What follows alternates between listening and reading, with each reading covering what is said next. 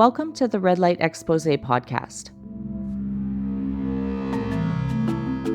We are an international grassroots survivor-led circle. Our goal is to counter the growing acceptance of sex work ideology.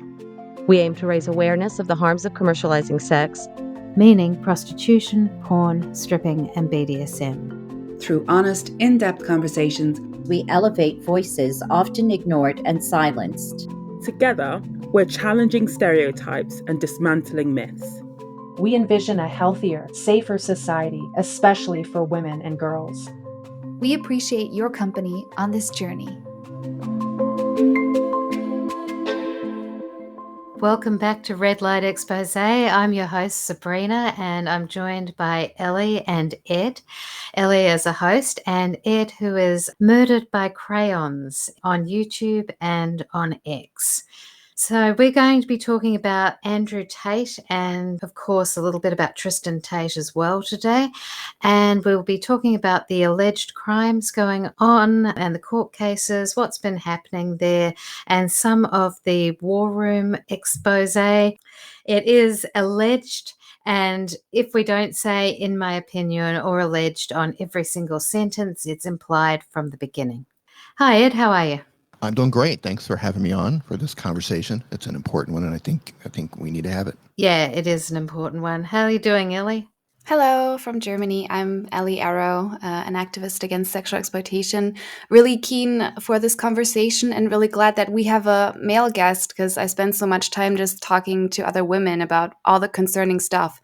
And maybe just for the audience, right? Our podcast, we care about sex trafficking, which is alleged in this case, but we already care about the commodification of women before it crosses a legal line. Like when Andrew Tate first came upon my radar, I was like, this guy is concerning even if it's not illegal. This is not a good role model for young men and boys. So Ed, how did Tate come across your radar? What happened?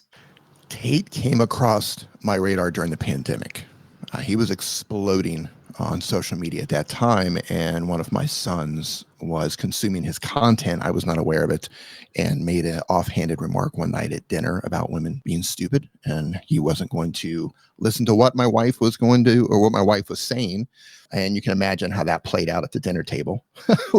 I'm not listening to women anymore. Women are stupid, sort of thing. So I had to figure out, where that came from. And I started going down the rabbit hole, and as time went on, it was kind of peeling off layers of an onion. Each layer kind of got worse. First, they ended up getting canceled. Then they got raided. Then they got arrested. And eventually they got charged. And then there's a group of people who have shared interest in what's happening here and the influence that he has over young men. And we were just sharing information and requesting documents from Romania through the Freedom of Information Act, putting it out there and using their own videos to show where they might be saying something that might not be truthful. And my account just started to get a lot of attention. And here we are having a podcast with you. So where does the name Murdered by Crayons come from? Why that name?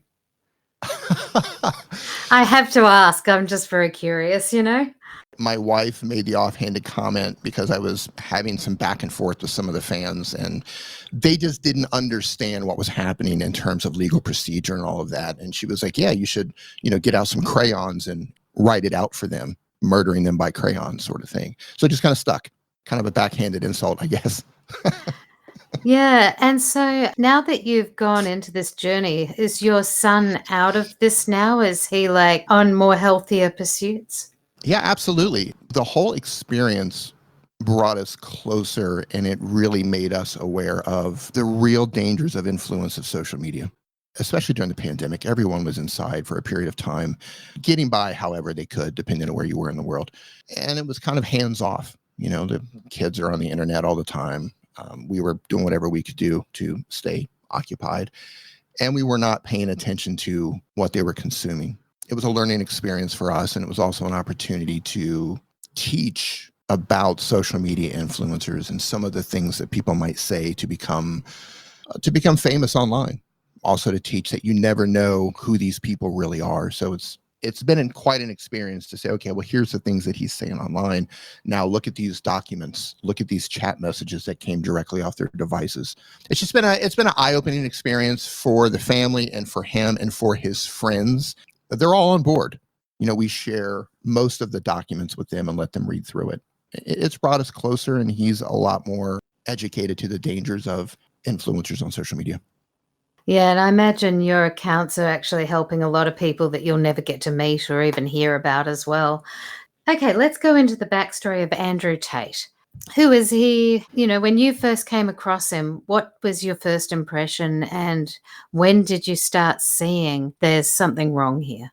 Well, my first introduction to him was, I believe it was the TikTok videos, and they were quite controversial. They were very polarizing statements, usually something that was negative towards women.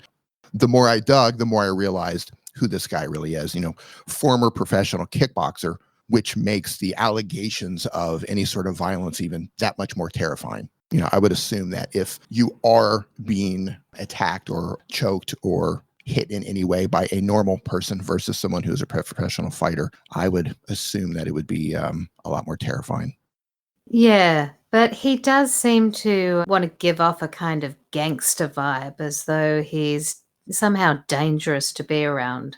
I actually saw that he had like a brief rapping career, which is incredibly cringy, which would be funny if the allegations weren't so serious. So like he was trying multiple methods at fame before the one that finally, unfortunately, did work out for him. Yeah, it seems that he was an individual who was seeking fame at any cost. He was on a reality TV show briefly in 2016 called Big Brother. So he was removed from the show when a video was leaked of him beating a woman with a belt. That video went viral. It was in the media, and he was released from the show. However, we later found out that that wasn't why he was kicked off the show. He was removed from the show because one of the alleged victims that was trying to prosecute him at the time for sexual assault, and I believe rape in the UK, saw him on the show, obviously traumatized, went to the police and demanded that the police contact the network, and they did, and he was removed. That's why he was removed from the show. But here's the interesting thing. The video being leaked after that was highly suspicious, right? Number one, it was a private video between him and a woman. How did that get leaked? Either he leaked it or she leaked it. I don't understand how a private video would get leaked. Number two, the women in the video quickly came to his defense, claiming it was just kink, and that's how they played around. And then the video became the story. The video became the story, and no one was talking about the allegations of rape and sexual assault by the victim who was trying to prosecute him. I'm not saying that he leaked the video, but I'm saying it is highly suspicious. And as luck would have it, that same woman in the video that came to his defense then came to his defense when he was arrested for allegations of human trafficking, making similar statements saying that he's completely innocent, he would never do these things, she knows who he is, etc. And then we later found out through court documents that that woman, along with all the other women who were making similar videos, were instructed by him, and it was all recorded through his recorded jail phone calls that are now part of the case. So it was an orchestrated PR move. Knowing that, I have to question what actually happened with the video for her coming forward when she was beaten with the belt. Was that sincere, or was she told to say that to help reshape that narrative? Yeah, okay. It's got a real sort of callous, cold, calculated sound to me. I hear that, and what I hear is somebody who's orchestrating a way to get into the public eye while also being able to maintain innocence. And so it's all this controversy, and that saying all press is good press, no press is bad press. Yeah, I agree. And I think I saw an interview with Tristan Tate fairly recently. That's Andrew's brother, who made a comment. I don't remember exactly what he said, but it was along the lines of nobody is better than them when it comes to social media marketing. And I have to give credit where credit is due. And I agree. I think they're masters at social media, and I think they're masters at manipulating the public.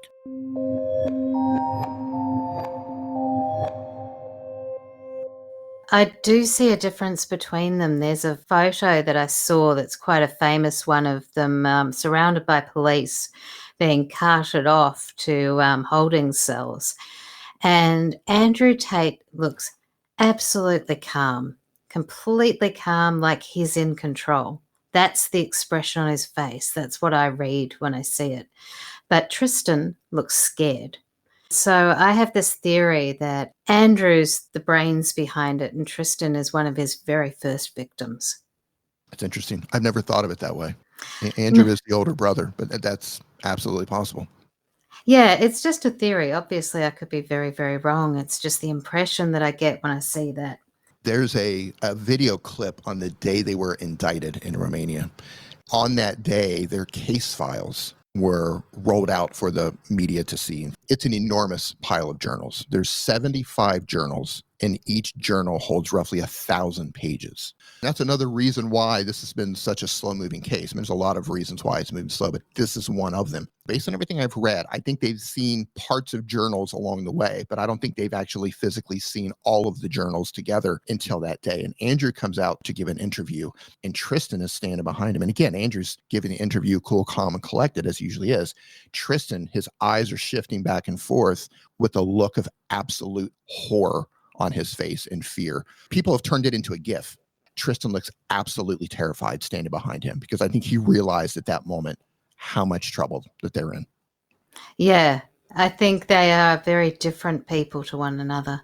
Yeah, so looking at his business model, because you've gone into the war room, you've actually seen all of this stuff. Is that correct? I'm not a war room member, but I have seen quite a few exported and leaked chat conversations and video recordings of the chat rooms that they have in the war room. Basically, the war room is a series of chat rooms. So they can have a chat room about Webcam.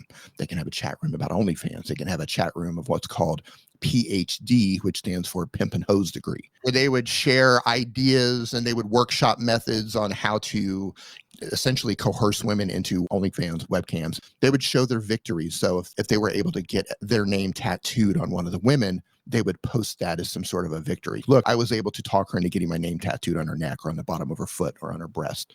Yeah, some of those chats are incredibly disturbing, especially the ones where Andrew is essentially walking through his war room brothers, as he calls them, how he would manipulate and lie and coerce this one particular victim into a situation to where, according to him, she was broke, didn't have anywhere to go. He'd isolated her from friends and family. He made up an entire story where he said that he talked to people in her hometown. They said she was a sex worker, did the typical thing, the isolation. He put her in a scenario where it was either comply or goodbye.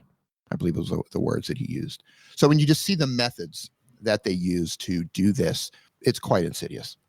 Pimps and traffickers, they often have this thing of gaining trust very slowly, and it's almost like a very genuine friendship and relationship. And then they slowly move away from that in order to position the women where they want them. The impression I got from listening to other videos you've done is that Andrew had fine-honed this to really speed up the process and be able to get women vulnerable and hooked on him. Yeah, absolutely. He sold a course. Well, he sold a series of courses on webcamming, OnlyFans, and this PhD course. And it was just a series of things that they would do to essentially earn their trust and get them to do meaningless tasks and basically Pavlovian train them. You know how they used to train dogs, essentially. And they refer to them sometimes in the war room chats as dogs. Quite disturbing stuff. Yeah, it is. So just that people who are new to this, who might have clicked on this because they were like, oh, I always wanted to know who Andrew Tate is, just so they can follow along. So part of the business model of the Tates that took off was teaching men what we think essentially amounts to sex trafficking. Just as a side note, like the tattooing of women's bodies is super common probably globally, but we have that in Germany too. So sometimes I read what men on forums say, forums that essentially rate their experiences at brothels, and they frequently talk about the kinds of very obvious gang tattoos that women have. So that signals to other traffickers, so this is my woman. Yeah, just so people can follow the business model. So that was one part of it. But my understanding is that Tates also had a webcamming, so a live pornography company. And at this stage, they were still in Britain. Is that right? Yeah, they started their pornography empire essentially in Luton. According to both brothers, that is how they made their first millions of dollars. So that was their first time they ever made any real money. And they made a significant amount of money through webcamming. There is a new UK criminal case that has nothing to do with the civil rape case in the UK with 4 different alleged victims. There's at least 3 alleged victims in this new criminal case in the UK, and it's for both brothers. And it stems back from those old days when they started their webcam business. And the allegations are for human trafficking and for rape. Once they eventually moved to Romania, they had their hands in the casino business. They partnered with two brothers who were in the Romanian mafia and partnered with them to get, I believe they were slot machines. And they were using these slot machines as investment opportunities to get their war room members to invest into them. So they did that. And they also have the war room. That price for that has been raised. I believe it's $8,000 to join that. And they upsell you on additional courses that you need to buy. So maybe you need to spend an extra few $1,000s so you can be up to speed with what's going on in the war room. They also have a school. It used to be called Hustlers University. They use those students to take his most controversial and polarizing statements to clip them up into blanket social media with those comments during the pandemic. That's how he exploded during the pandemic. It was a well-orchestrated social media coup. So when you're looking at the money and how many people were in the war room, do you know like how much they were actually earning just from this space? We don't know actual numbers. There are mentions from a witness in their indictment. And by the way, for those of you who are listening to this in the United States or other places when it comes to an indictment in Romania is significantly larger, and it will have evidence summaries. So here's a list of charges. Here's some backstory. Here's previous criminal history. Here is part of some witness statements. Here's part of some victim statements. Here are part of the chats taken off their devices. Here's the devices that the chats were taken off of. Here's the issuance of arrest warrants, etc. And they're all documented and referencing those volumes that I told you earlier on. So there's 75 volumes. Let's say there's a WhatsApp chat message between, say, Tristan and Luana and Georgiana. They're two accomplices that were also charged. It will say where that chat came from. Here's the device. Here's the model number. The data was extracted on this date for the entire chat message. And they'll reference a volume. So it might be in like volume 6, for example. So that's how a Romanian indictment is put together. It is quite thorough.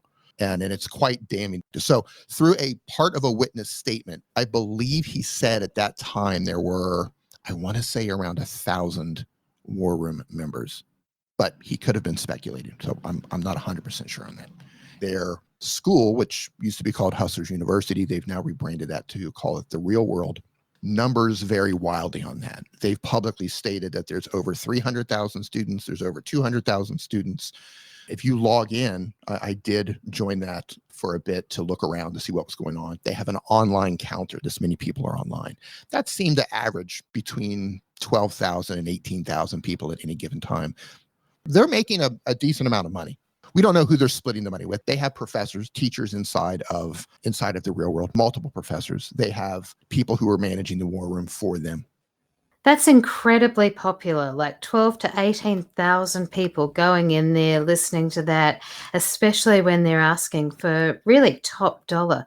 So what do you think contributed to their popularity? How did they manage to get this real surge of men wanting to really pay through the nose for what they had to sell? Yeah, let me clarify really quickly. The war room is the expensive product. I believe it's now $8,000. The Real World, which is their online school, that is $49 a month.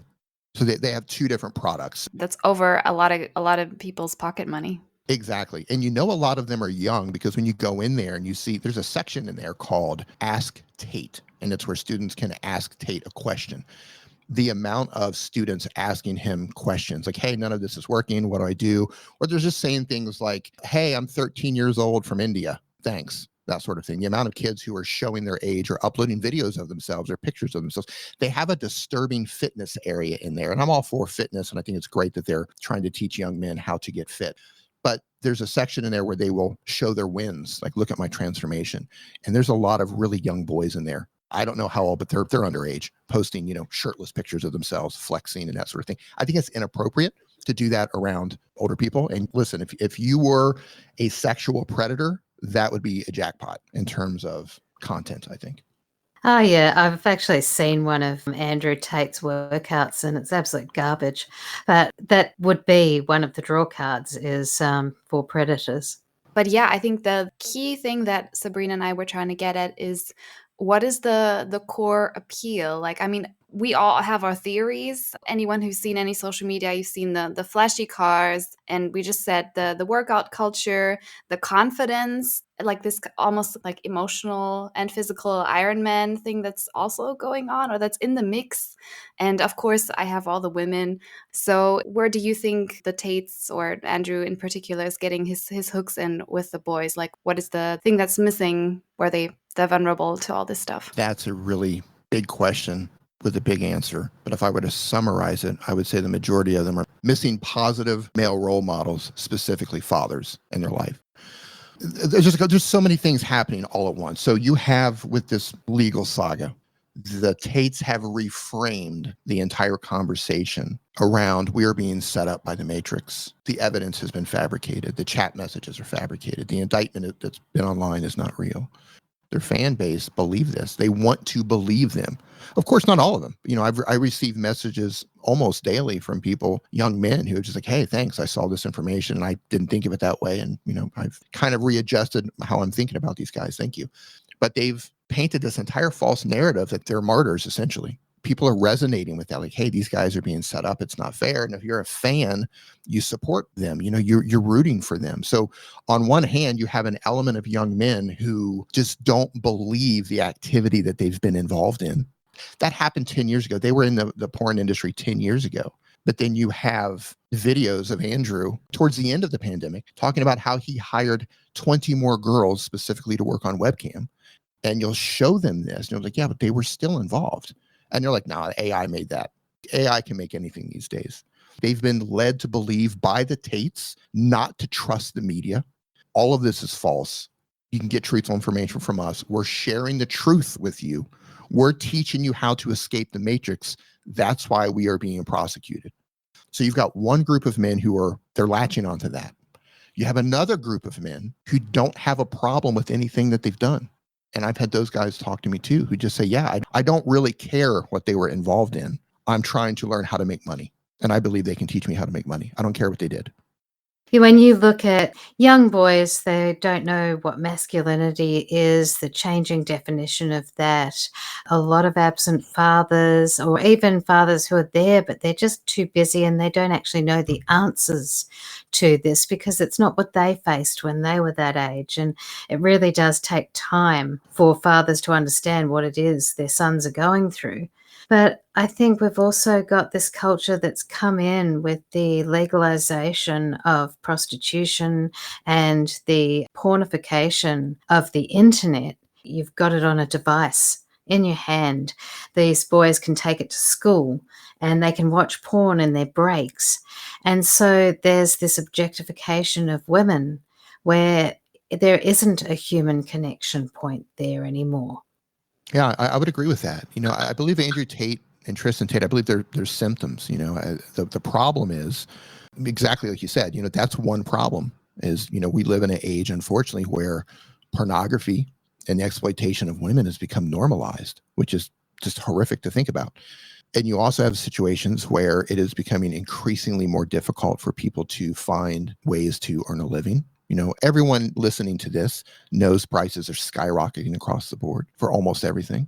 And you have these young men growing up in society where they might not have a direction. I'm not going to the university. Maybe they don't want to go into the trades, which I think is a fantastic way to go, by the way. AI is not going to remove the trades. But I think they're frustrated. I think a lot of them are frustrated with women, and they see these guys promising to teach them a way out. Here we have a McLaren, we have a Lamborghini, we have a Bugatti, we have this lavish lifestyle. We're on private jets, we're on yachts. Here's the interesting thing. They teach them ways to make money without telling them they made their money through pornography. But they're trying to teach them, well, you can get rich too by copywriting, by learning about social media, by learning how to trade crypto. And yeah, absolutely, that happens. Some people do get rich doing those things. But a lot of these kids are joining. They're thinking that fast money, fast money, fast money. And unfortunately, most of them are going to leave that school disappointed. And then you have guys who are just completely lost in life. They lack a father. They lack a positive role model. Maybe they don't have a big brother, and they're completely lost, and they're looking for anyone to just acknowledge them and just that. Because Andrew Tate, he'll call them losers. He'll call them brokies. He'll say you're wasting your life. He'll say these really polarizing statements. And I think for a percentage of his audience, they can say, yeah, I am a loser. Yeah, I am wasting my life. Help me get out of this. This is a complex problem. I wish it were as easy as saying, oh, it's this particular thing. But I think there's so many things happening right now with young men. And these guys just happen to be at the right place at the right time, pushing the right amount of BS. And they're just leading these people right in. And it's the same appeal for women going into it because the reality of it isn't shown. The horrors of it isn't shown, but the fast money, just get in, get out, and then have this lavish lifestyle where everything's handed to you on a silver plate. That's the image that we're all given. And we've all been on the end of that one for a long time now. And it's BS from beginning to end. Yeah. We could talk about this for hours on end. All of the young men who don't have a problem with what they were doing in regards to the pornography industry, and all of the war room members who have participated in, I'm just going to call it sex trafficking if you were doing it illegally, if you were coercing women, if you were recruiting women and deceiving them into relationships or coercing them or manipulating them any way, you're involved in sex trafficking. Every one of them who has cut ties, every one of them who have severed ties from them, every student who says, yeah, I'm not going to stand for this, or I don't want to be involved in this. Every war room member who left and says, yeah, I didn't realize that this was illegal, so I'm not going to do it. Every one of them who left is multiple women saved. And the fact that there is this court case looking to erupt in Romania as well is really poignant because Roma women are some of the most trafficked women in the world. When you work in anti-trafficking and in abolition, you tend to find out about that very quickly. Yeah. Romania is known for the trafficking problem. And they've been under immense pressure for quite some time to clean up their trafficking problem. And they have been very slowly. But Romania also has problems with corruption, where police are taking bribes to look the other way. A lot of people had this idea that this human trafficking charge and their first arrest, like, oh, they're just being unfairly attacked because they're trying to teach men to escape the matrix. What they don't understand is the brothers have been through various situations in the past. Andrew essentially fled the UK due to rape and sexual assault allegations. Once they're in Romania, in March of 2021, an investigation began into Tristan Tate's possible involvement of trafficking a minor to practice prostitution. And the police force that was investigating that was a police force that investigates organized crime. So there is the possibility that there's something a lot darker at play there in regards to that specific investigation that started in March of 2021. You have another incident in October of 2021 where there was an altercation with one of the victims. She was essentially thrown out of their house, half dressed, goes to the police station to request help. 4 officers working there, first of all, they wouldn't even believe her. They say, we know Luana, who is a former police officer. We know her. She would not do this. And they convinced her not to file charges at that particular time. Essentially, they brought her back to the Tate house. It's kind of like a horror movie thing where you try to get away from the killer and you run to the police and the police call the killer. Come get your victim. It was kind of a situation like that. And while she was gone, one of the other women who was charged, Georgiana, she allegedly accessed her laptop and allegedly, illegally distributed pornography of that victim to her personal Facebook and WhatsApp accounts, and did so allegedly in front of the other girls working there, saying that the next one who does this is going to get it worse. And then when she came back, she physically assaulted her allegedly.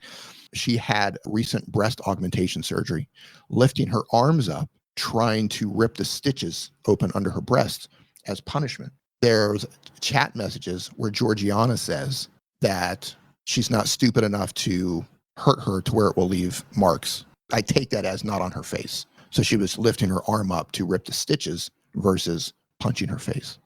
So there's just some really dark stuff going on with all of that. Yeah, that fits the pattern of what I've seen with the Madam of Sullivan. It was the same kind of stuff that came up in the court case of violence that cannot be traced so obviously. It's like, oh, whoops, so many injuries, so many accidents. she was also somebody who had power, and she had her fingers in a lot of pies. She had her ties with the World Health Organization. She wrote the Charter for Sex Worker Rights.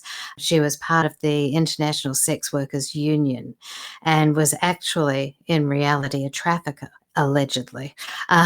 Although actually that's not alleged. She's in a Mexican prison. So it fits the pattern.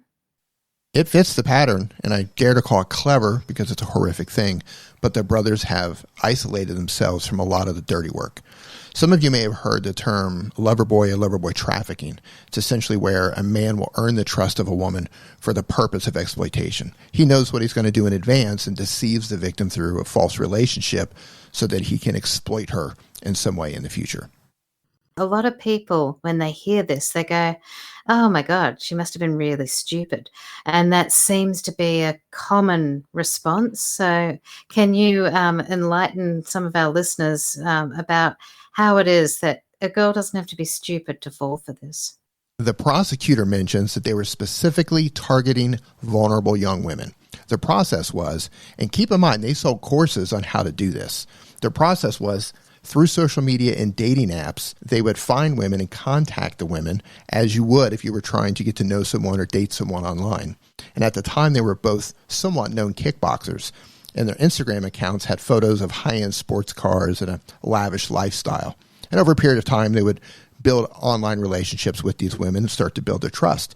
Then they would meet them in person eventually and have sex with them and implement what they called the PhD test to make sure that she was worthy. Once they earned their trust, they would work towards getting them to move to Romania through various deceptive schemes and then eventually transport them there. Most of the alleged victims were not in the porn industry before meeting them, but it's important to understand that you can be in the porn or prostitution industry and still be trafficked. A lot of people think, well, she was already on OnlyFans or working on Webcam, but you can still be trafficked even if you're already in that industry. The fact that you might be making money through that industry or the fact that you might even have a checkered past doesn't mean that you can't be trafficked. It can happen to anyone. We saw in their chat messages that some of these women went to Romania under the impression that they were going to be in a relationship or be the wife of one of the brothers. There were even conversations about having children with some of the women.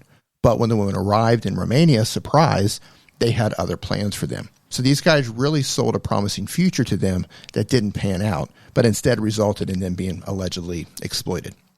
The brothers actually had a second house down the road from where they lived, and that's where they kept the alleged victims, and that's where they worked. And they also stayed under various forms of surveillance. And Luana and Georgiana, the two accomplices who were also charged, they were the ones overseeing that house and making sure everyone was working. One of the alleged victims went there believing that she was going to be in a serious relationship with Andrew, who was calling her his wife. But when she arrived, he was conveniently out of town. He did tell her that he was going to be out of town. It was a bit of a setup. And then she was picked up by Georgiana, one of the accomplices, and then taken directly to the house where the other alleged victims were kept. And as you can imagine, it all unraveled from there. So if you're wondering how these women fall for this sort of thing, it's because they're misled. They're lied to. They're made to believe in a relationship that was something other than it was. And that's where the deception comes into play, which is a means for human trafficking. Many people believe that human trafficking means that the passports must be taken, or they have to be chained up or drugged or transported in a shipping container. And while that does happen, the majority of modern day sex trafficking is based on recruitment, deception, and coercion. So if you have a situation where a person is recruiting someone and they know that they're going to deceive or coerce that person or abuse their power or take advantage of the victim's vulnerability, and they're doing it for some form of exploitation like prostitution or OnlyFans or Webcam, that's human trafficking. And a lot of people will say, well, they weren't kidnapped, or I saw them walking around on CCTV and they weren't chained up, so it's not trafficking. Well, they don't have to be, because human trafficking is about the exploitation of that victim. No one was charged with kidnapping. They were charged with human trafficking because they allegedly recruited and deceived and coerced them. And there were even threats of violence that we've seen in the chat messages. And it was all for the purpose of commercial sexual exploitation. And it's also important to understand that a victim cannot legally consent to be exploited. So if you become a victim and you've been put in that situation through deception, coercion, force, fraud, abuse of power, etc., you cannot consent to it. So even though the women may have eventually complied to do OnlyFans or Webcam, they were put in a position where they had to comply. And it's very important to understand. You cannot give consent to be exploited. Yeah, most trafficking victims don't know that they are trafficking victims. Exactly. It's probably one of the hardest things to explain to people is the manipulation and the gaslighting that goes on of the victim's psyche ongoing for a very long period of time. But they usually start from a place of having been already hurt in some way that set the scene for the trafficker to come along and pretty much just pick up where the last person left off. I just want to highlight one more point. Ed and other people he works with, they do Twitter spaces that are really worth listening to. If you want an even deeper dive than what we're doing right now, please go and listen over on X, that to me is still called Twitter.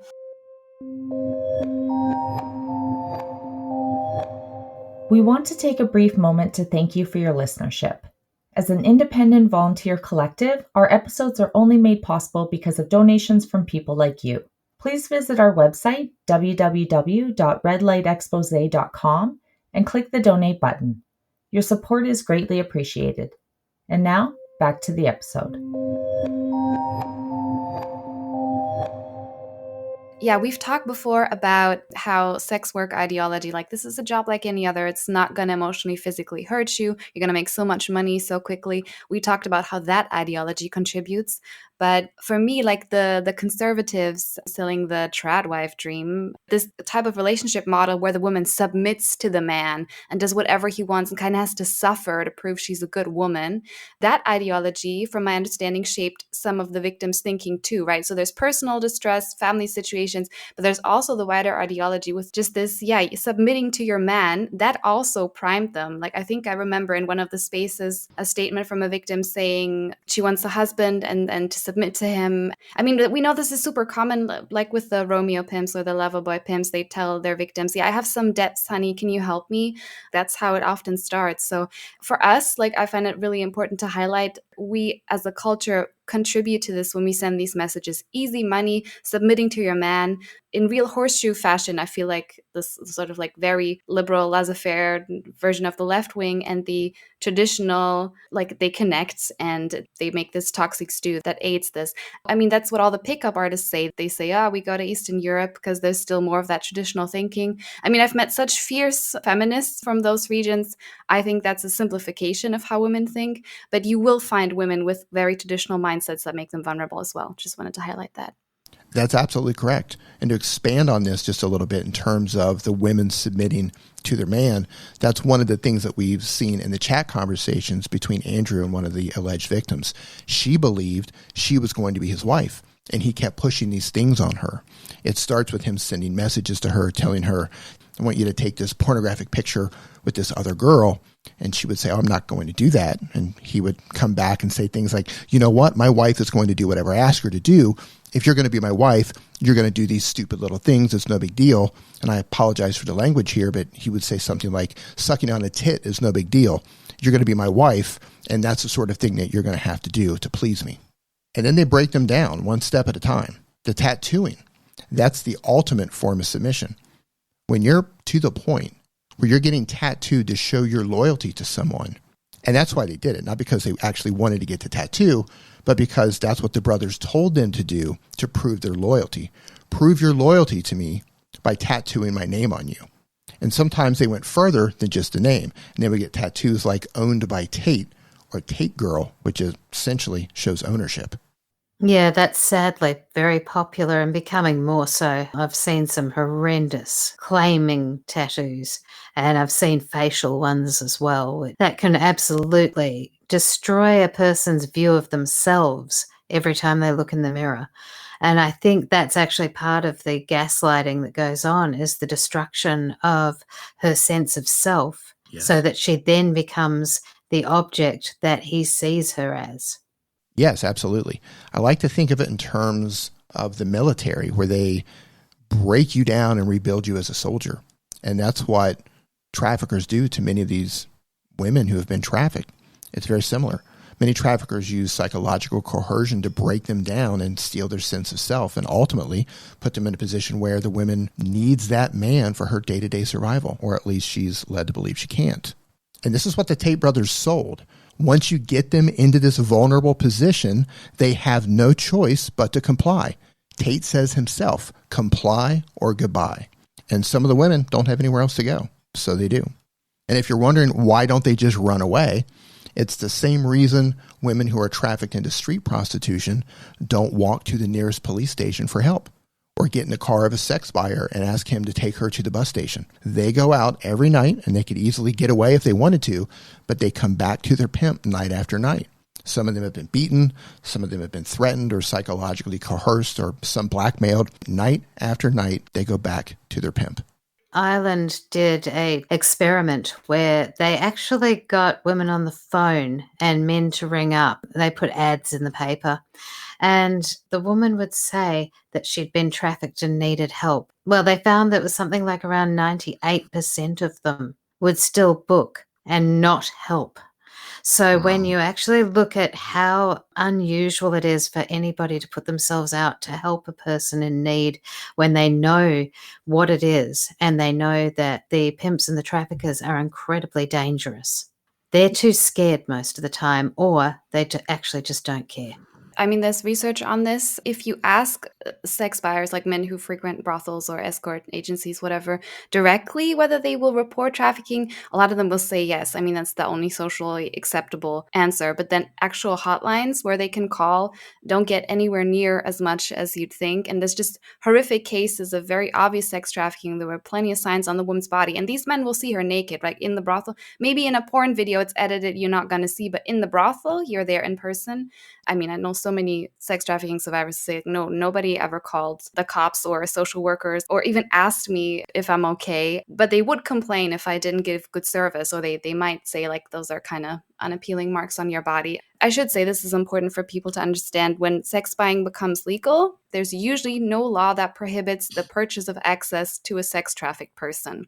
Because we have this idea of, well, they're just a normal customer, just like you don't know if the woman in the nail salon is trafficked. And by the way, there's quite a number of cases of trafficking to nail salons.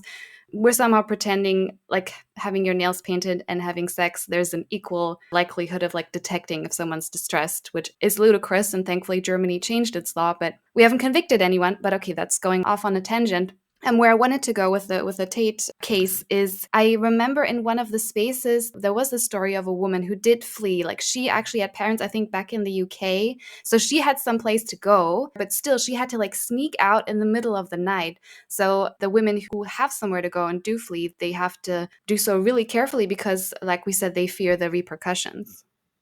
I believe the victim you're talking about is the U.S. victim. She was having a chat conversation with another victim, along with her parents and a male friend. She tells her parents that the brothers are trafficking women, and she was planning to escape, and she was bringing another girl with her, and they were going to leave while everyone was sleeping. And of course, they panic. They said they're going to call the U.S. Embassy. We're getting help for you. And she says, no, don't do that. We're trying to get out of here. They said, we've got tickets. We're going to be able to get out of here. Don't mess this up. And of course, they messed it up. They called the U.S. Embassy, and the U.S. Embassy called the Romanian authorities. The Romanian authorities then ended up raiding the brothers' compound and the house where the young women were kept. This happened in April of 2022. The authorities that raided them are called DCOT. They handle terrorism, drug trafficking, and human trafficking. So at that point, when they raided them initially, they saw that they might have a human trafficking situation and launched a much longer, more thorough investigation that ended up leading to the Tate brothers' arrest in December of 2022. It's important to understand that regardless of what you've seen on social media, the brothers are being prosecuted for 7 victims. Not 1 victim, not 2 victims. The case doesn't hinge on the American victim. DCOT has identified 7 victims of alleged human trafficking, and the judge ordered the trial for the prosecution of the brothers for all 7 alleged victims. And many people have this misunderstanding. They think that the women went to the authorities first and said, help us, we're being trafficked, we're being kidnapped. And that's not the case. DCOT identified the victims. The victims did not go to DCOT first. Now, fast forward The brothers are suing two of their victims in the United States. They're suing the American victim, claiming that she defamed them. They're also suing the Moldovan victim, but she does not live in the United States. She does not work in the United States. She does not reside in the United States. What their U.S. lawyer did, Joseph McBride, took the documents, unredacted, put them in his Twitter timeline, and exposed them, completely doxed them. Identification numbers, phone numbers, addresses, all of it. He even went on interviews and podcasts, and he would link those documents up underneath the videos. It was the dirtiest, scumbaggiest move you could possibly imagine. So because of all their private information being leaked out, because of the online harassment, the victims went into hiding. They cannot live normal lives now. According to their lawyer, they went into hiding. That's a terrible situation. And just recently, the Moldovan victim was removed from the U.S. lawsuit due to jurisdictional errors. So she's removed. Now, all that's left is the American victim and her parents. They're even suing her parents because chat messages went to the parents, and they're trying to paint some story that they were conspiring to do all of this. So we're going to have to wait and see what happens, but it's a crazy lawsuit. While Tate was in jail, through his recorded jail calls, he got caught giving instructions to harass and intimidate two victims to try to get them to change their statements with DCOT. He's getting an additional charge called influencing statements. And then two of the other victims, alleged victims, they came out publicly and said, we're not victims. We don't even work in pornography. They worked on OnlyFans for the brothers. DCOT said that they gave false statements to them in the indictment. The prosecutor says that they were transported to Dubai by Tate, where they stay today under control of Tate. One of them has a full tattoo down her arm that says owned by Tate, like from her shoulder to her elbow.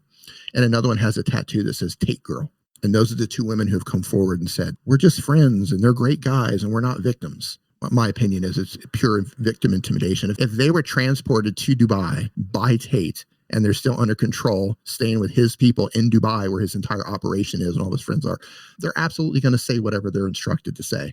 It's kind of an R. Kelly situation. If you remember, two of R. Kelly's victims came out and said, oh no, he's a great guy, we're not being abused. And then later came out and said that they were made to say that. Like you mentioned earlier, that a lot of these women don't even understand that they've been trafficked. They're in a situation, Stockholm syndrome. They've fallen in love with their captor. People ask, well, the two victims who say that they're not victims, why doesn't DCOT remove them from the case if they're claiming they're not victims? Wouldn't the victims know best? The answer to that is no. The brothers will be prosecuted for all 7 victims because DCOT collected evidence that they are victims. Out of the 7 victims that DCOT identified, 5 of them gave statements to DCOT that were damning against the brothers. And out of those 5, 4 of them are going to trial, considered what they call injured parties. As an injured party, it is their right to also seek financial compensation from the people that allegedly harmed them or exploited them. Right. What's your impression of how this court case is going to go? Just the overall impression, or is that just too hard a question? It's complicated.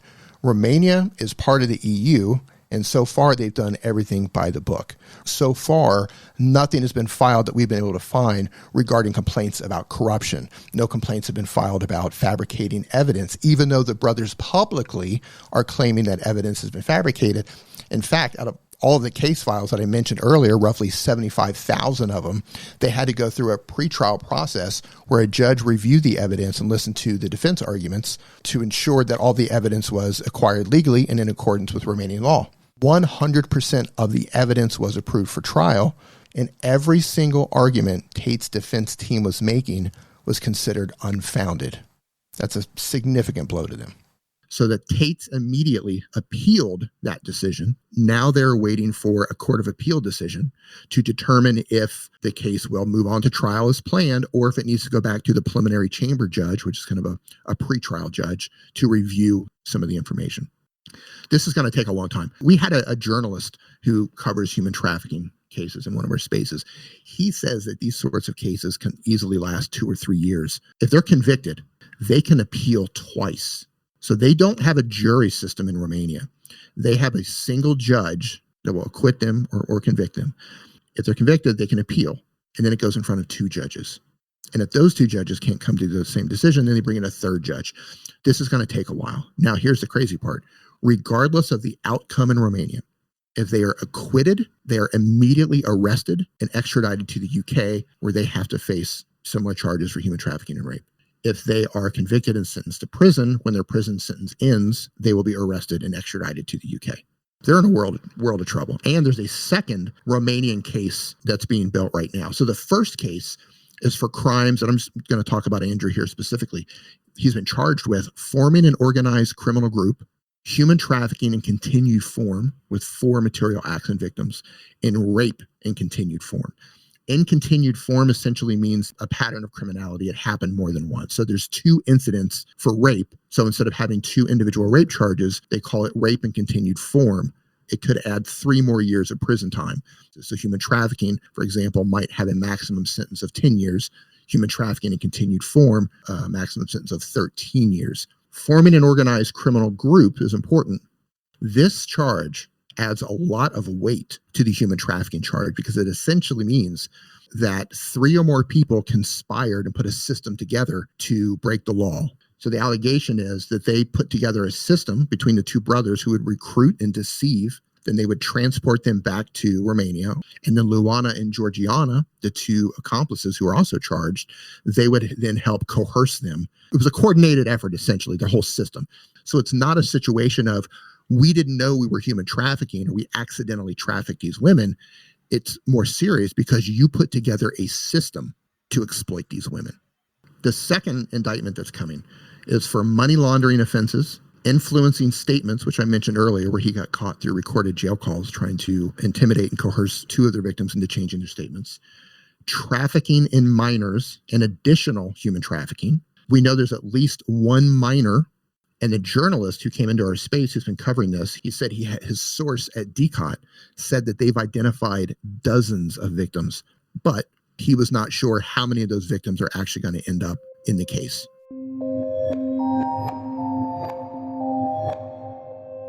Through the recorded jail calls, we also know that he was trying to get local politicians to help him. At the time of recording this, it looks like Andrew's picking up an additional charge for bribery and corruption offenses. So I wanted to highlight, if people can just put themselves in the shoes of the alleged victims. If something like what we've talked about happened to you, and you had to spend the next year or 2, 3 years talking about it again and again and again, and even if you're not talking about it, waiting for the outcome, waiting for what's going to happen, just imagine trying to heal under those circumstances is like nigh impossible. That's one reason why victims of all kinds of traumatic violence don't go to court, because the proceedings themselves are traumatic. And most who do go to court, they do it so that the perpetrators, hopefully off the streets, not doing it to somebody else. They're not doing it because they want to get rich. It's actually quite torturous, these proceedings.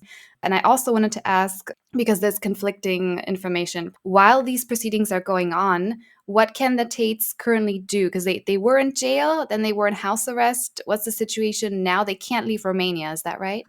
Yeah, that's a great question, and a lot of people don't understand what's happening. In Romania, they have something called preventative measures. The title of it should tell you what it is. A preventative measure is to prevent you from committing additional crimes. It's to prevent you from tampering with evidence. It's to prevent you from fleeing. It's to prevent you from harassing victims or witnesses. So when they were originally arrested, it was under a preventative measure, and they were put in a pretrial detention. It wasn't punishment. Absolutely not. They were put in jail because they believed that they were going to flee the country. DCOT believed that they were going to tamper with evidence, etc. So they were held through a period of time so DCOT could conduct that phase of the investigation. During that time, the brothers would be brought out of a van and taken into a garage. I just kept making the media. The brothers would be handcuffed. They were going from the detention center to DCOT to unlock and approve data extraction from their various devices. All of their phones, all of their laptops, literally everything they had. So they also kept them held, not only to keep them from fleeing, but to stop them from finding other devices that DCOT didn't find and destroying any evidence. Once they finished that part of the investigation, the brothers, they requested to go on house arrest, and it was granted. They behaved under house arrest, and eventually they were able to get what's called judicial control. Now, judicial control, the best way I can explain this is think of it as bail, but without the financial requirement. It's likely they'll stay under judicial control for the duration of the trial and have to live under certain requirements. For example, up until recently, just a couple of days ago, they couldn't leave Romania. They couldn't contact victims. They couldn't contact witnesses. They had to check in every other day with the police in person. However, They were recently given permission to leave Romania, which is absolutely shocking. Tate filed their appeal, and the brothers are not allowed to leave Romania until that appeal is settled and there's a final decision. If I had to make a prediction, Tate is going to win that appeal, and they are not going to be able to leave Romania. But even if they do, they're still going to be under judicial control and have certain requirements they have to live by. I've heard that even if they are permitted to go out, they still have to check in physically with the police in Bucharest. So I don't know how that's going to work out. Also, due to the fact they're not allowed to contact witnesses, employees who have become witnesses, they are no longer allowed to speak to them either. Now, there's a big misunderstanding about them going from pretrial detention to house arrest to judicial control. People think because it's getting easier for them, not harder, therefore the case must be weak and that it's falling apart. And that's simply not the case. This is how they do things in Romania. It's a process that you go through. If you're kept under preventative measures, it's because they're trying to prevent you from committing more crimes or prevent you from fleeing or tampering with evidence. And they only keep you under a certain measure if you have to be there. And if they can't justify you being in jail, they're going to let you out. So they couldn't justify keeping them in jail any longer during that phase of the investigation, so they put them on house arrest. They behaved under house arrest, so they were allowed to go under judicial control. The Romanian constitution protects their rights. They are presumed innocent in Romania until there's a final judgment. So they can't just keep them in jail. Romania is not North Korea. They have rights there. The Tate brothers have rights there, even though they're not citizens. And the reason why they move them along is they have really overcrowded jails in Romania. So it's one of the situations where unless you have to be there, and as long as you behave and as long as you don't break the requirements they give you, you can upgrade. I'm going to call it an upgrade, moving from house arrest to judicial control. That's just a normal part of their system. They're not allowed to contact people directly, but they have access to the internet. How would they be stopped from having a proxy and thus being able to still control absolutely every detail? That's a great question. We don't have information on the depth of the surveillance. We also don't have information on what is coming in the second case in regards to any other charges that we're not aware of that could be coming. These guys might be getting caught left and right trying to do various things. We don't know. They could absolutely use a proxy. You know, when he was making the calls from jail, he would call his assistant, who would then transfer to his cousin Luke, who he wasn't supposed to talk to. So they were already using proxies to do this sort of thing. Yeah, I'm not surprised by that at all. It seems like the most obvious thing. If anything, I would hope that they've got some kind of surveillance where they're actually trying to set them up so that they make a mistake in front of the police under arrest. Yeah, one thing that we've been able to see through the documents that we've acquired since their arrest is Tate has been one step ahead of them the entire time. I don't know if they were able to get every device. My opinion is they don't have access to every device for reasons I can't disclose publicly, but they got most of their devices. They caught them on recorded calls doing various things. You're talking about two guys who have been caught allegedly trafficking and exploiting women versus one of the highest elite units in Romania who investigate and prosecute human traffickers 365 days out of the year. Like, this is their job. I'm going to lean towards Tate is probably running circles around them, and the brothers probably don't know the extent of it. I really want to ask you about something that you mentioned quite a while ago, and you mentioned a victim that was a minor, and I'm not sure if it was just one minor or multiple minors, but are they of age to actually speak in a courtroom now? Do we know anything about them? When they launched the larger investigation into the brothers, they were investigating them for a lot of different crimes. But to hold them under a preventative measure, they had 180 days to charge them, or they had to let them go. So what they did was they took charges that they were ready to prosecute on at that time. And the charges that they were still gathering evidence on, they separated them into a second investigation, which has now become the second case that's being built. So the only reason we know about the trafficking in minors is because the charges that were disjoined from the main case, they listed those and they kind of give a little summary on that. It lists out what each one of the volumes are. I talked about the 75 volumes. There's a volume that has statements from the victims, and it mentions the minor's name as giving her statement in one of those volumes. And then it also mentions that her investigation was separated into this new investigation. I don't know how old she was at the time. We only know her name. We only know that the investigation is for trafficking a minor to practice prostitution. And we know that it was not done in their main city. It was in a different city. Here's the thing about minors. The age of consent in Romania, I believe they've recently changed it. I think it's 16 now. So you can technically have sex with a minor in Romania as long as they're not under the age of 16. However, when it comes to prostitution, the age is 18, and that's kind of a standard thing across the board everywhere. She could have been 17. They don't say. Yeah, that's the same in Australia and New Zealand. So it's fairly common ages. It would be a very interesting thing to find out, because if the minor is still underage now, that make for a very, very different setting in the court case. And I think that would have to be handled on its own. Yeah, I think it would. We're not expecting much information regarding that because she was a minor at the time. Once he picks up that charge, I will be surprised if they release any documents on that. There's another case. One of their war room members, his name is Vlad Ubu. He has also been charged with human trafficking in Romania. He was one of their friends, and he was a war room guy who pretty much learned his techniques from them. And I think one of his accomplices was underage. Because of that, we're unable to get documents. I'm assuming that's why. Like, we can get lots of documents on the Tates. What we can get from Vlad's case is incredibly limited, and I think that's because it involves a minor. I just looked this up. So OnlyFans, that's one of the platforms that was used in the alleged trafficking. I just checked. OnlyFans says that they've been taking proactive measures to prevent Andrew Tate from posting or making money from the platform. It's important to highlight traffickers do this all the time. Traffickers, or alleged traffickers in this case, use legal avenues to advertise their victims or monetize in the case of OnlyFans. So we often hear this narrative, OnlyFans, everyone's over 18, they check the IDs, they verify who's behind it. The women are all independent. This is the new age of like pimpless so-called sex work. And I feel like this is one really potent case, and it's by far not the only, it's just the most high profile, that really disproves that those legal avenues aren't used by organized crime all the time. Yeah, that's correct. OnlyFans was cooperating with DCOT and providing information of account ownership, money transferred, etc. Here's the email, here's the password, here's how much the account made, here's the ownership, etc. Also really important for people to understand, OnlyFans and webcamming is not illegal, but manipulating women, that makes it illegal. And it's really ironic they're calling it pimpless, sex work, when OnlyFans is the pimp.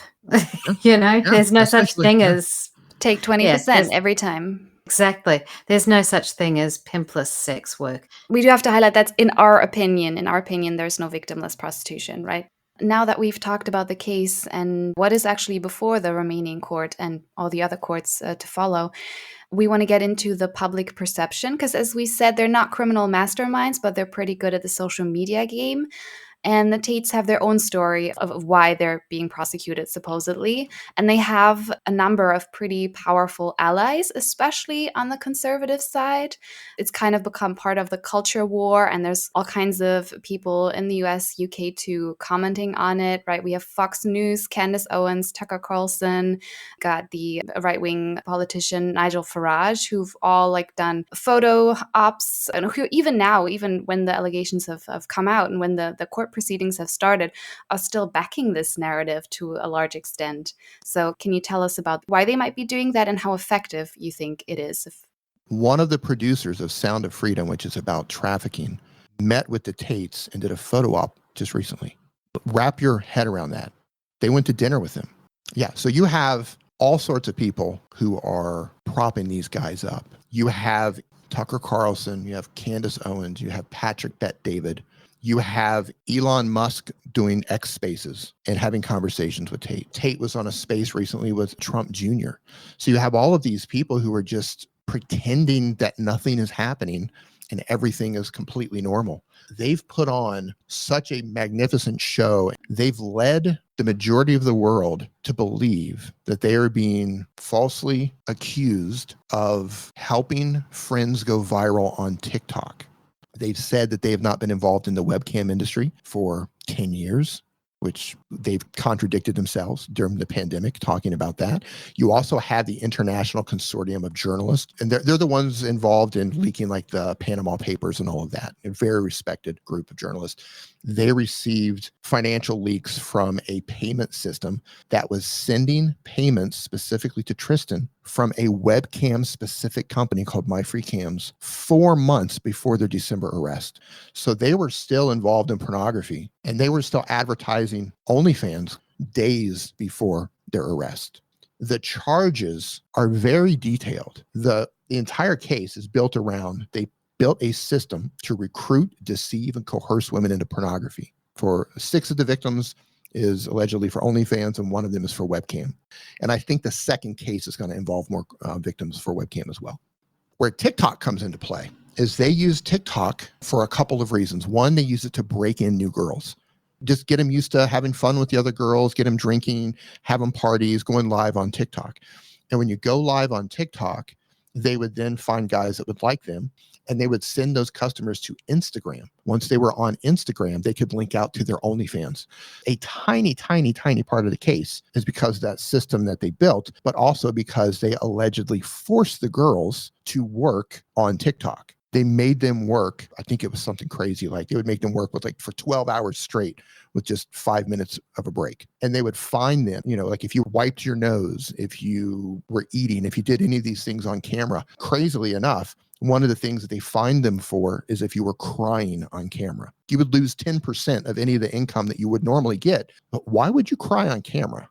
I think like that alone's a red flag to me. Some of the girls were making a little bit of money. They shared money in different portions. And a lot of people think if they're getting paid, it's not trafficking. You can get paid and still be exploited. Women who are trafficked, victims who are trafficked, some of them get paid, some of them get unfairly paid. And of course, some of them don't make any money at all because their abusers take all of the money. Back to the people who are supporting them. They've painted this huge story of they're, falsely accused of this and this and this. And they're claiming that the victims don't exist because no one knows their names. And of course, any woman that has common sense understands that victims' identities should be private unless a victim chooses to come forward. Unless a victim wants the public to know who they are, then no one should know who they are. Part of the UN trafficking and protocol that they have, that 181 countries have agreed upon this protocol for human trafficking. They have a whole section, I believe it's Article 6, for stating that each party shall protect the privacy and identity of the victims. Tate is using that and saying, well, you don't know the victims. They don't have any faces. So you have people like Patrick Bet-David who will fly over to Romania to interview them and say things about how Romania is being corrupt and they're being pinned up on this bogus case. You have Tucker Carlson, after Tate was charged with human trafficking and rape, sat right in front of Tucker Carlson, face to face. And Tucker says, so you haven't been charged with a sex crime? And Andrew says, no. And Tucker didn't say anything. Just let him walk right over him and say he hasn't been charged with a sex crime. There's zero pushback. You have Candace Owens, who, those of you listening who don't know, Candace has went on the offensive for Andrew in some quite disturbing ways. She's married to someone named George Farmer. George Farmer is an old-time friend of Andrew Tate. In an interview, George Farmer says he knew Andrew since before he was Andrew. So they go way back. That leads to a whole bunch of other questions. If you've known Andrew for a really long time, back in his pimping days, what do you know exactly? So Candace has made several videos trying to defend him. She went as far as making an attack video and went incredibly hard on the American victim. So the American victim definitely has a checkered past. This is the type of victim that some of these traffickers prey on. They look for, women who are vulnerable, women who have troubled backgrounds. There was a man who was 54 years old, 52, 54, I believe. He was essentially raping her when she was 15 years old, and another minor. The mother hired a private detective, photographed them through a window, raping the 15-year-old child. He was convicted, sentenced to prison for 24 years. Happened with 2 students. He lost his appeal. Candace Owens made a video trying to defame and slander the American victim, stating that she has falsely accused this man who had been convicted by a court of law and that he should not be in prison. Now, here's the crazy part. She wouldn't say the man's name who was convicted, which is Keith Fox. And she says, because there was a minor involved, I'm not going to say his name. And she would beep out his name. but she said the victim's name over and over and over and over and over again, but protected I'm going to call him a pedophile.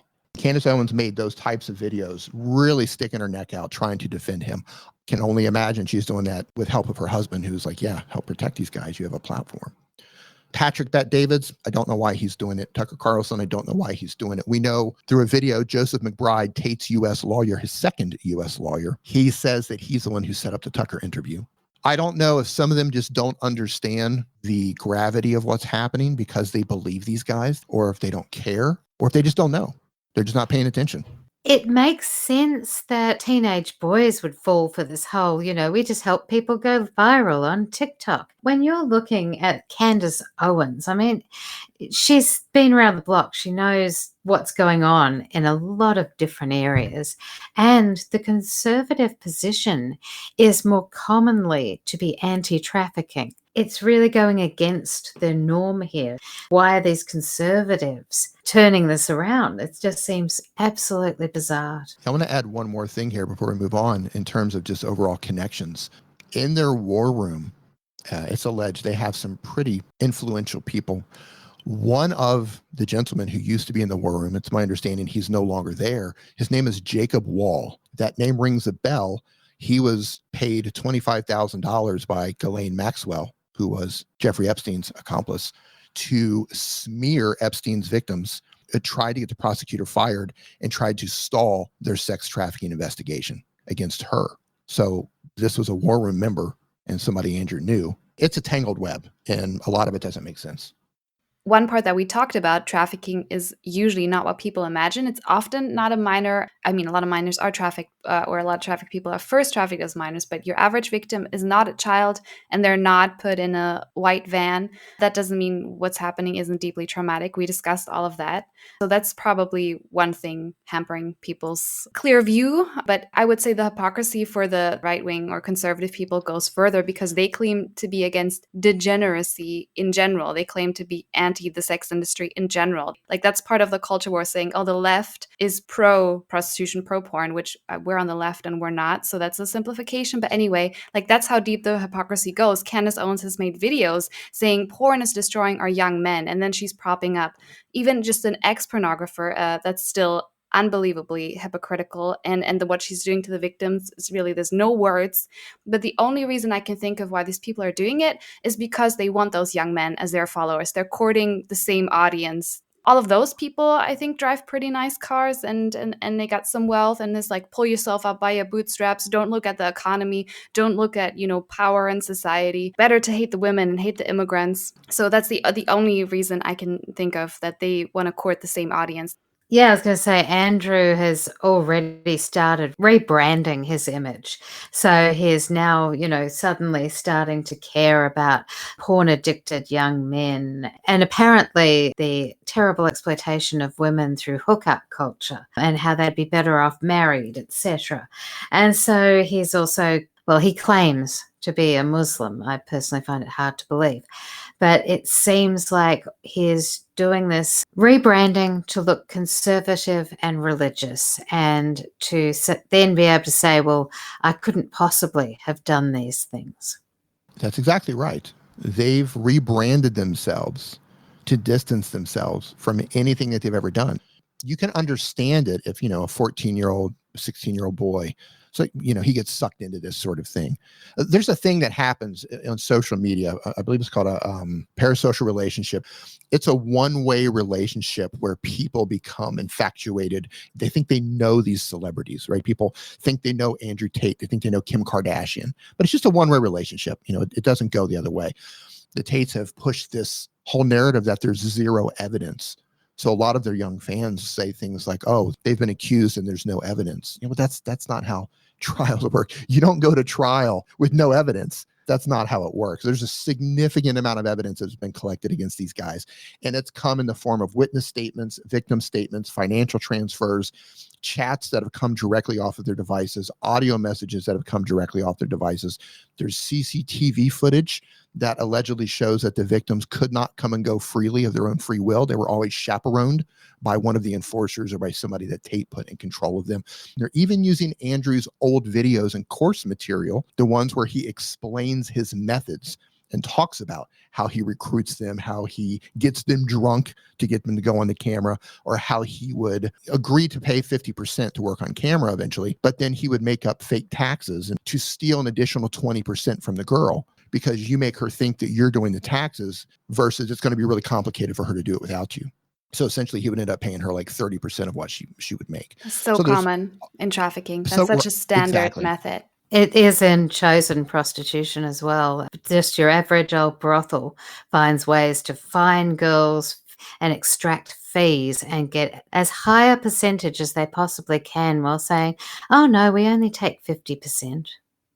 And to touch on your comment about him converting to Islam, of course, we never know, what he's thinking, but I will say that publicly, he doesn't look like he is practicing Islam in any way, shape, or form. The things that he's doing, the things that he's saying, the imagery that he's putting out there, girls in bikinis massaging him.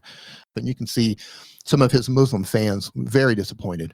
But let me read an old tweet from his old Twitter account. He says, if I was forced to move back to London, I would instantly convert to Islam. It's the only way to protect yourself. Terrorists won't kill you. And 70% of people you meet are Muslim too. 5 wives. Leave them at home and roll with the boys. Ever seen a Muslim get Me Too'd? Exactly. So he already had an idea that he could turn to Islam for protection if he wanted to. Perhaps in this case, he didn't have to go to London. He got in trouble in Romania, and as luck would have it, he converted. Again, like I said earlier, Luana was watching the entire investigation unfold by accessing the police database. So he knew exactly what was happening after the arrest. He started changing his messaging. He started talking more about Islam. They even transferred their companies to Dubai. They started hiding assets. Did he legitimately convert to Islam? I don't know. Only he knows what's in his heart. But from the outside, my opinion is that it looks very suspicious. He got an instant fan base and an army of young men who will defend him to the teeth for no other reason than he's a Muslim now.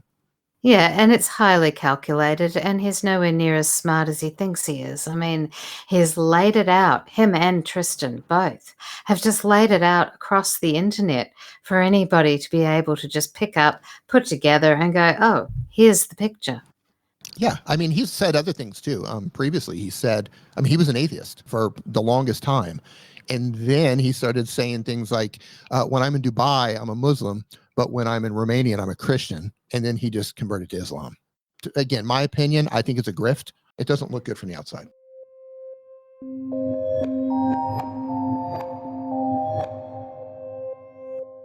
Just one final question. Can it impact the court proceedings in any way? Is the Romanian judge going to care? Or is it going to look kind of bad that they're trying to influence public perception? Like, is it going to help or hurt, or could it do either in the proceedings in any way? The judge is going to look at the facts of the case. And this is one of the times where if this were going in front of a jury, there's a really good chance the jury doesn't fully understand what human trafficking is and the nuance of trafficking. But the judge who deals with this in a country who has a human trafficking problem, they're going to understand this in great detail. So I think that is not going in their favor. I don't think public perception is going to play a role in this.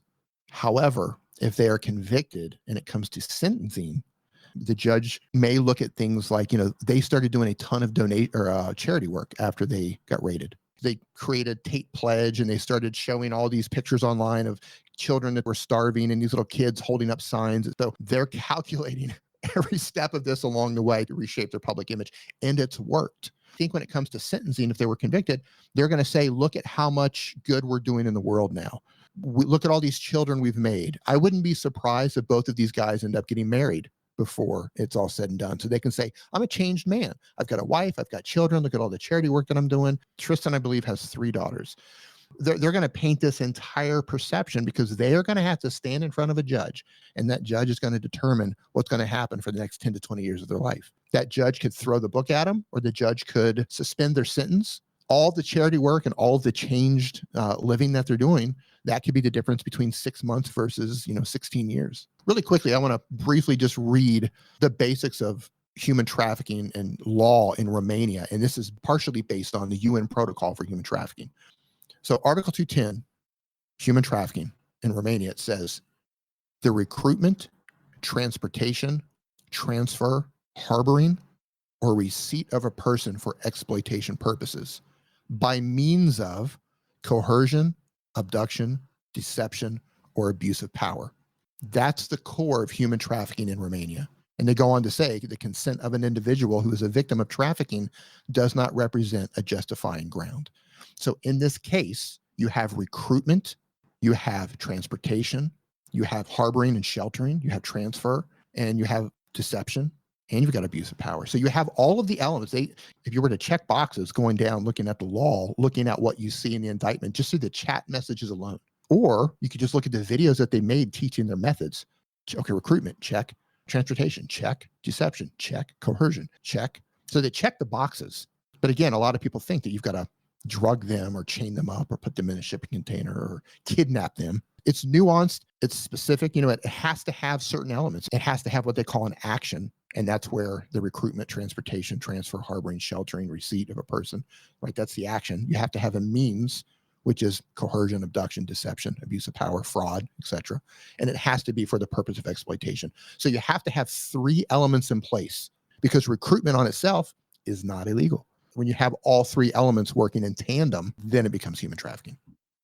And I think most people don't understand what it is. We've got an image from TV of somebody chained up to a bed in a basement, and that's it. Yeah. And that happens. That absolutely happens. But more often than not, it's Romeo pimping or lover boy method, that sort of thing, where they are trying to just deceive a woman so they can sexually exploit her. And by the way, there's also labor slavery. Labor slavery is huge. Romanian men in Germany and other European countries are exploited in our slaughterhouses and on our fields in the agriculture. And they get paid pittance. And that's still often human trafficking. And, even if it's not human trafficking, it's still a lot of it incredibly inhumane. Now you've had quite a lot of experience speaking both to your son, his friends, boys and young men online. Even some fans have changed their mind. You said you get almost daily messages. So what are some methods that you found work that other people can possibly learn from, implement in their families, schools, etc.? First and foremost, let me say that my account on X and anywhere where I'm posting, I'm not trying to prove their guilt. I'm trying to raise awareness, and I'm presenting the other side of the story to balance out the false narrative that they're pushing, because they are public figures and they do have such influence over people, especially young men. I think it's important to let them know what the allegations really are, because it's dark. It's really dark. What I've found works the best, a couple of things really. We have our spaces. For those of you who don't know, it's like a live podcast where groups of people can come in and they can have a conversation. It's audio only on X.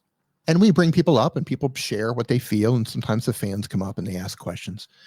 And what I found works best is first explaining to someone what human trafficking actually is. Because if they're a fan of Tate, there's a good chance they've seen a lot of his videos where he talks about how he would recruit girls. So I think if you arm them with the understanding of what it is, and then they can take that and look at everything he's ever said through the lens of human trafficking, then it becomes a lot easier to say, oh, okay, well, that's recruitment. Okay, they transported him. Wow, that's coercion. Educating them first is a big step. The other thing that's turned a lot of young men around, there's a fantastic channel, and he's not the only one doing this, but there's a fantastic channel. It's Milk Bar TV.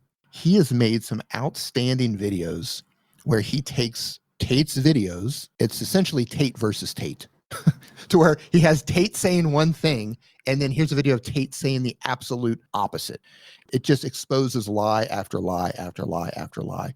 And I've had tons of young men tell me that his videos specifically, once they saw how many times he's caught lying, they're like, yeah, this guy doesn't tell the truth. What else is he not telling the truth about? Then they understand what human trafficking is. Then they have all of his old videos to look at where he explains his methods. Then they look at some of the documentation that we have released, some of the chat messages, and then they can say, oh, okay, yeah, this guy, he may be involved in human trafficking. So it comes from education. And I think using Andrew's own words to show that he is misrepresenting what's actually happening. And if you're a parent listening to this right now, if you have young children, young boys, young girls, you need to know if your child is following either one of the Tate brothers, if you have boys, and you need to know to what extent they're following them. And if you have a daughter, you need to know if the boys she's around, the boyfriend she has, if they are influenced by Andrew Tate. Look at their Twitter accounts, look at their Instagram accounts, look at their Rumble accounts. Are they following any of the Tate accounts on YouTube? Any of the fan accounts? Are they following them on X? You need to be aware of the situation. These guys are incredibly influential for good and for bad. And if your child is being sucked into the bad, you could be raising someone who could go on to hurt women and exploit them. I really want to say hats off to you because I've listened to some of your spaces and sometimes they go for 4 hours. I can really tell you're doing this from a place of conviction. To be honest with you, I wish these guys would have just said, we've been falsely accused of crimes and we will prove our innocence in court, and they just left it alone. Like, just end it there. Take Russell Brand, for example. He was accused of, I believe it was rape.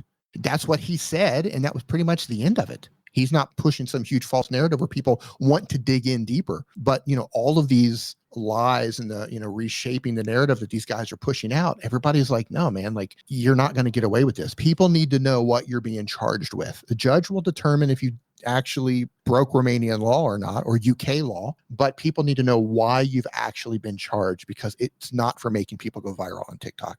You've probably done more of a deep dive on this than, most people out there. From my understanding of what you've said, you came from not knowing anything to now having a depth of knowledge that's like 99% kind of thing.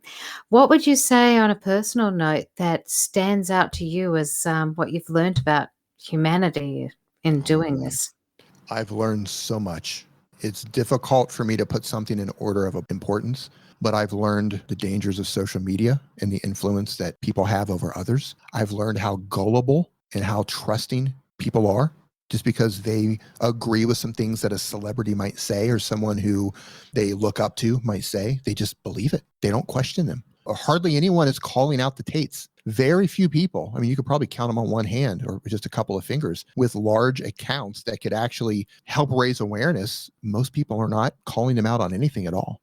In fact, they're boosting them. They're propping them up. They're bringing them in for podcasts and interviews and helping them spread a false narrative. It's really disturbing. Or I would say, in addition to that, I've learned a significant amount of information about human trafficking. It wasn't what I thought it was originally, like everybody else. I watched the movies. Liam Neeson, his daughter gets kidnapped in Europe, gets drugged up and put in a brothel. That was my understanding of human trafficking. And boy, I learned a lot. But I would say the most disappointing thing that I learned about all of this is that victims are not protected enough. Victims' rights need to be stronger. Victims need to be protected. And I do understand that there's a minority, especially when it comes to rape and sexual assault, very, very, very, small percentage of false accusations. But the majority of them, they really happen. You need to believe women. You need to believe the women until it's proven otherwise. And I think victims need to be protected at all costs. When you have people like Candace Owens with millions of followers making things up about victims to try to protect her friend, I don't know how she got away with that. I don't know how the Daily Wire didn't publish a public apology for that video. All of these people propping them up, it disgusts me.